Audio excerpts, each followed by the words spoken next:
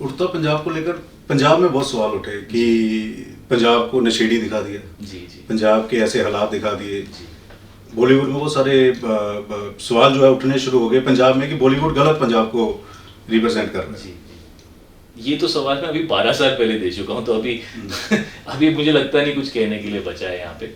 I think film को काफ़ी appreciate किया गया था, और हर देश के हर जगह के अलग अलग पहलू होते हैं, और फिक्शनल फिल्म थी, ऐसा कहीं भी नहीं था कि ये हो रहा है या होने वाला है। तो फिक्शनल फिल्म के अंदर उतनी स्पेस तो होती है कि आप कहते हो कि ये फिक्शन है, ये किसी भी कैरेक्टर से इंस्पायर्ड नहीं है, वो डिस्क्लेमर आप देते हो, तो उसके बाद तो आई थिंक अलग अलग तरह की फिल्में बनती हैं।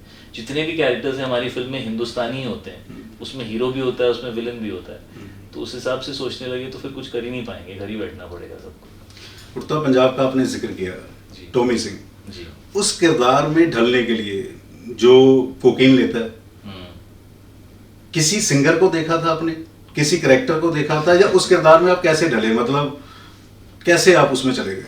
एक्चुअली उस वक्त बातें बड़ी ये हुई थी कि ये सिंगर ऐसा था तो इससे इंस्पायर हुए, बट मुझे ऐसा लगता है कि मैं किसी वो सिंगर से मिले थे आप जिसका जिक्र हो रहा था? नहीं, मैं खत्म कर लूँ तो आपको समझ में आ जाएगा। नहीं, मैं एक्चुअली वो करना पसंद नहीं करता। फिक्शनल कैरेक्टर जो होता है, अगर आप बायोपिक कर रहे हैं, आप किसी के ऊपर कोई फिल्म बना रहे हैं जो नाम से उनके बारे में ही है, तो फिर उनको समझना बड़ा ज़रूरी है, क्योंकि आप उनके बारे में ही फिल्म कर रहे हैं।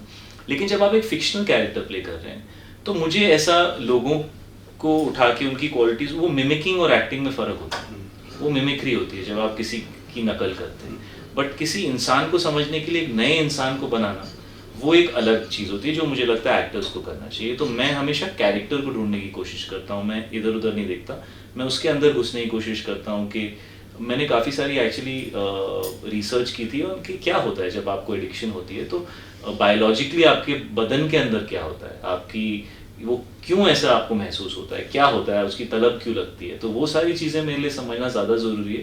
बिकॉज आप कैरेक्टर प्ले करते हो, आप इमोशंस दिखा रहे हो ऑडियंस को, तो वो इमोशन उस इंसान में क्यों आता है, अगर आप उसका क्यों ही नहीं समझोगे और सिर्फ दिखाने के लिए इमोशन दिखा दोगे, तो कभी सच्चा नहीं लगता।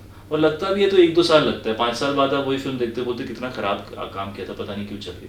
जो 10, 15, 20 साल, 25 साल बाद भी अगर आप काम देखो और आपको लगे कि यार ये तो आज के हिसाब से भी एक्टिंग अच्छी है, वो काम होता है जो मुझे देख के मुझे ऐसा लगता है काश मैं ऐसा काम करूँ। तो कोशिश हमेशा यही होती है।